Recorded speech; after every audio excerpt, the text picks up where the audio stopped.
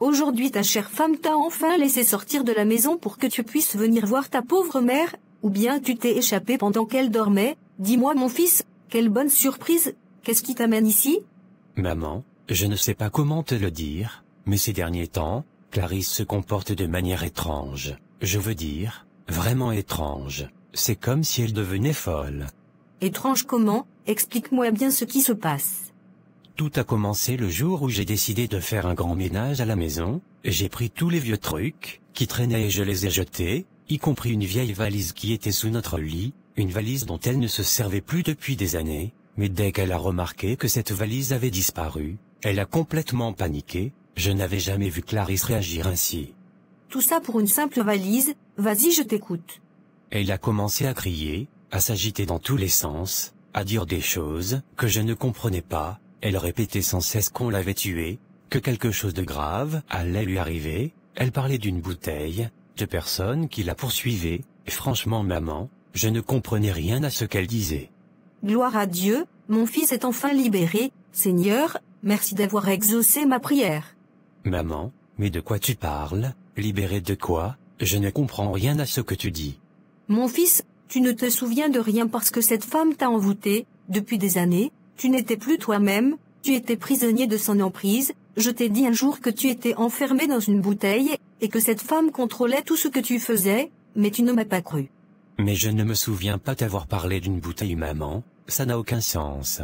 C'est normal que tu ne t'en souviennes pas, tu étais sous son emprise, elle te contrôlait complètement, tu lui donnais tout ton salaire sans poser de questions, c'était elle qui gérait toutes tes finances, elle t'avait éloigné de ta famille, interdit à moi et à ta sœur de venir te voir, elle a distribué tes voitures à ses proches, comme si elles lui appartenaient, et toi, tu ne voyais rien, tu acceptais tout sans broncher. Mais comment j'ai pu laisser faire ça? Pourquoi je n'ai jamais réagi? Parce que tu n'agissais plus de toi-même mon fils, tu étais sous l'influence de quelque chose de maléfique, mais aujourd'hui, grâce à Dieu, grâce aux prières et aux jeûnes, cette bouteille a été brisée, tu es enfin libre. Maman, il y a autre chose. La mère de Clarisse est persuadée que c'est toi qui as ensorcelé sa fille. Elle m'a même menacé en disant qu'elle allait chercher la vérité et qu'elle ne laisserait pas passer ça. Moi ensorceler cette sorcière de fille, mais qu'elle aille chercher la vérité où elle veut, si elle veut régler cette affaire, alors qu'elle sache que je l'attends de pied ferme, si elle veut la guerre, elle l'aura, je vais aller la voir et lui dire ses vérités en face, et crois-moi, elle va regretter d'avoir osé m'accuser d'une telle chose. Elle se prend pour qui cette dame? La situation que traverse ta fille est extrêmement grave, ce n'est pas un simple mal, ni une maladie du corps ou de l'esprit, c'est un envoûtement puissant qui a été placé sur elle, et je peux te dire avec certitude que ce n'est pas un homme qui lui a fait cela, mais bien une femme. Je savais bien que c'était la mère de son mari, cette femme n'a jamais aimé ma fille. Non, ce n'est pas sa belle-mère, c'est une jeune femme, cette femme est proche de ta fille, elle fait partie de son entourage, elle connaît bien votre famille, elle n'est ni trop grande ni trop petite, elle a une peau légèrement claire mais aussi teintée de noir, c'est une personne rusée et sournoise, qui agit dans l'ombre, elle veut détruire ta fille, l'évincer, prendre sa place aux côtés de son mari. Mais comment peut-on être aussi méchant au point de vouloir rendre une femme folle, juste pour lui voler son mari? Quelle sorcellerie est cela? Non, je ne peux pas laisser cela arriver, je dois sauver ma fille avant qu'il ne soit trop tard, dis-moi ce que je dois faire. Ta fille doit être lavée avec des potions spéciales, ce sont des préparations que seuls nous les initiés savons faire. Ce bain mystique est la seule solution pour la purifier, et la libérer de cette emprise maléfique. Sans cela, elle sombrera dans une folie totale et irréversible, mais ce rituel n'est pas simple, et il demande beaucoup d'ingrédients rares et précieux. Le coût du rituel est de 2 millions de francs. 2 millions, c'est énorme, pourquoi un tel montant? Tes génies veulent des immeubles ou quoi? Entre la santé de ta fille et 2 millions, qu'est-ce qui est plus précieux? Veux-tu la voir sombrer définitivement dans la folie, courir nue dans les rues, être enfermée à jamais dans un asile, ou veux-tu la sauver et lui rendre sa vie d'avant? Tu as raison, rien n'est plus important que la santé de ma fille, je vais chercher ces 2 millions et je reviendrai dès que je les aurai, mais promets-moi une chose, fais en sorte que cette femme paie pour ce qu'elle a fait. Renvoie-lui le mal qu'elle a envoyé à ma fille, qu'elle ressente la douleur qu'elle a causée. Le mal retourne toujours à celui qui l'a envoyé, amène-moi l'argent et nous ferons ce qu'il faut. Il n'y a pas de problème, son mari a assez d'argent, il pourra payer ce montant sans problème. D'accord, je vous attends.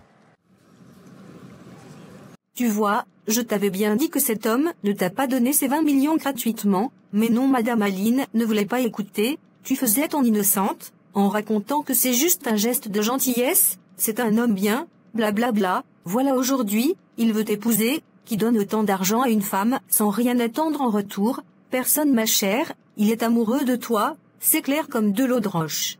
Je sais que tu adores dire je te l'avais dit, mais franchement, je ne m'attendais pas à ça, moi-même. J'étais surprise quand la mère de Daniel est venue me dire que son frère veut m'épouser, je ne te cache pas que je ne sais pas quoi penser de tout ça, c'est beaucoup trop tôt pour parler de mariage, j'ai à peine divorcé il y a quelques mois, et en plus, c'est l'oncle de Daniel, comment veux-tu que j'accepte un tel mariage? Donc toi, tu as laissé passer cette opportunité en or, un homme riche, bien établi, respecté, qui veut t'épouser et te mettre à l'abri du besoin, toi tu es trop compliqué, depuis quand on refuse un homme pareil, surtout quand on a déjà souffert dans un premier mariage? Tu crois que ces hommes-là tombent du ciel tous les jours? Moi à ta place, j'allais dire oui tout de suite, et peu importe si c'est l'oncle de Daniel, Daniel lui, il vit sa vie, il est heureux avec sa nouvelle femme là-bas, il ne pense même plus à toi. Diane, je comprends ton point de vue, mais je ne suis pas prête, mon cœur est encore en reconstruction, j'ai besoin de temps pour me retrouver, pour grandir seule avant de me lancer dans un autre mariage. Je ne vais pas me précipiter juste parce que cet homme est riche, le mariage, ce n'est pas une affaire d'argent, c'est une question de compatibilité, d'amour, et surtout de paix intérieure. Si je me marie aujourd'hui juste parce qu'il est riche, demain je risque de regretter, je ne veux pas faire une erreur. Bon c'est ton problème, moi j'ai donné mon avis, si tu veux rester là à attendre je ne sais quoi, c'est ton affaire, mais sache qu'une femme a toujours besoin d'un homme dans sa vie, moi je ne suis pas bête, si un homme aussi bien me fait une telle proposition, je saute dessus sans réfléchir, mais bon, c'est ton choix. Tu m'étonnes vraiment Diane. Bon, laisse ça un peu, ce n'est pas pour ça que je suis venue aujourd'hui, tu es au courant de ce qui se passe avec Clarisse. Non, je ne sais pas, qu'est-ce qui lui arrive? Clarisse est devenue folle, complètement folle, mon mari a reçu un appel de son mari, qui lui a tout raconté, elle ne parle plus normalement, elle délire, elle dit n'importe quoi, elle crie, elle parle d'une bouteille, d'un féticheur, de force mystique, bref elle a perdu la tête. Mais comment ça folle? Tu veux dire qu'elle a perdu la raison?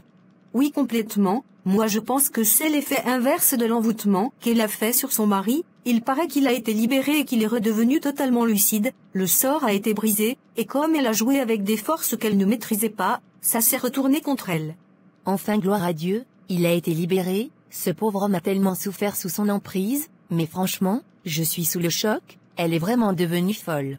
Elle ne reconnaît même plus les gens, sa mère est là, en train de pleurer et de courir partout pour chercher des solutions, mais moi je dis toujours, le salaire du péché, c'est la mort, tu récoltes toujours ce que tu sèmes, elle a voulu jouer avec le feu, elle s'est brûlée toute seule.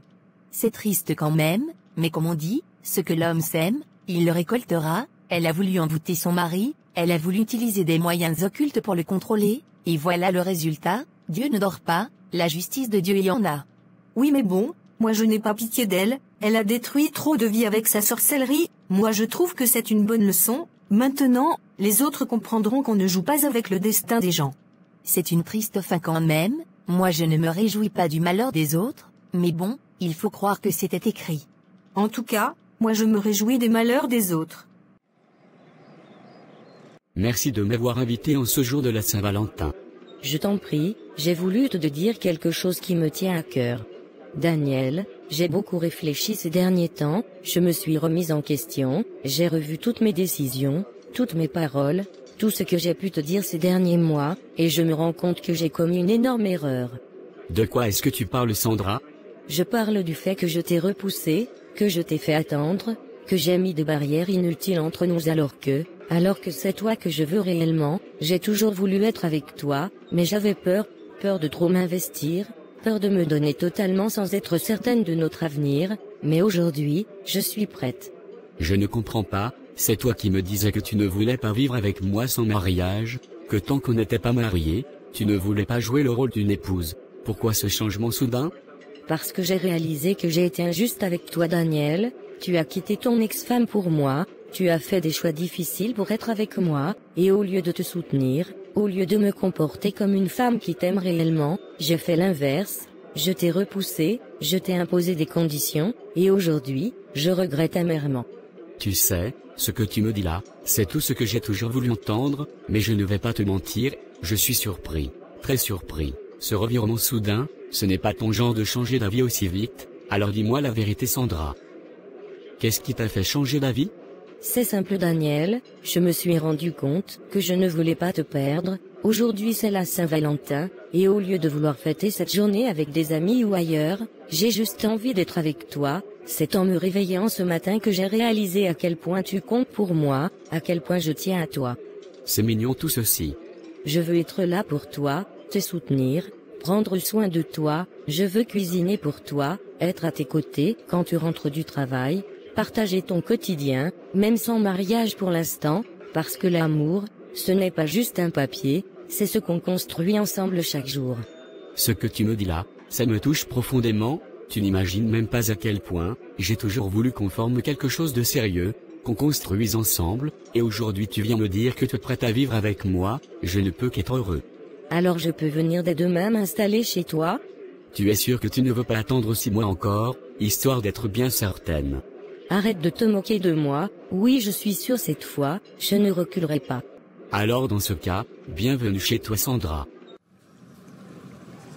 Je ne sais même pas par où commencer, je sais que j'ai fait quelque chose d'injustifiable, je le reconnais et je m'en veux terriblement, je n'aurais jamais dû trahir ton frère de cette manière, je n'aurais jamais dû mettre notre mariage en danger. Mais aujourd'hui, je suis venue ici avec toute l'humilité possible, pour te demander de m'aider, de parler à ton frère, de le convaincre de ne pas aller au bout de cette procédure de divorce, je t'en supplie, aide-moi. Tu te rends compte de la gravité de ce que tu as fait? Tu te rends compte que mon frère t'a donné tout ce qu'il pouvait offrir, qu'il a travaillé dur pour que tu ne manques de rien, et malgré tout cela, tu as osé le tromper avec un autre homme, tu l'as humilié, toi sa femme, la mère de ses enfants, comment peux-tu venir ici et me demander de l'aider à te pardonner? Je sais, j'ai été une femme ingrate et irresponsable, mais je t'assure, ce n'était pas prémédité, je n'ai jamais voulu faire de mal à ton frère, c'est comme si je m'étais perdue, comme si j'avais perdu de vue ce qui était réellement important, j'ai été faible, j'ai fait une erreur monumentale, mais je l'aime plus que tout au monde, et je ne veux pas le perdre.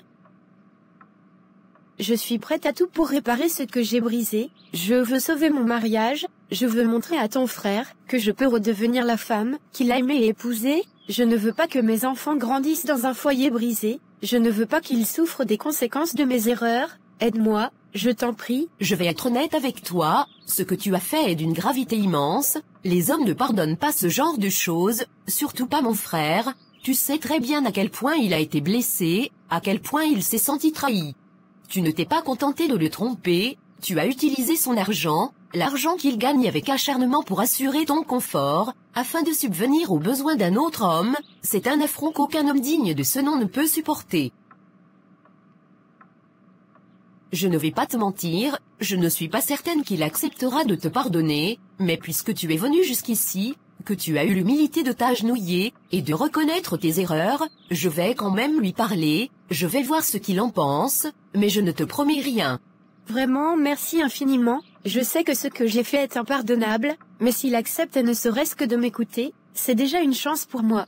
Je vais lui parler, mais sache que cela ne signifie pas qu'il va revenir vers toi, il a énormément souffert et il est possible qu'il ait déjà tourné la page, si jamais il refuse de te pardonner, tu devras l'accepter et respecter sa décision, parce que ce qu'il a vécu à cause de toi n'est pas une simple dispute de couple, c'est une trahison profonde.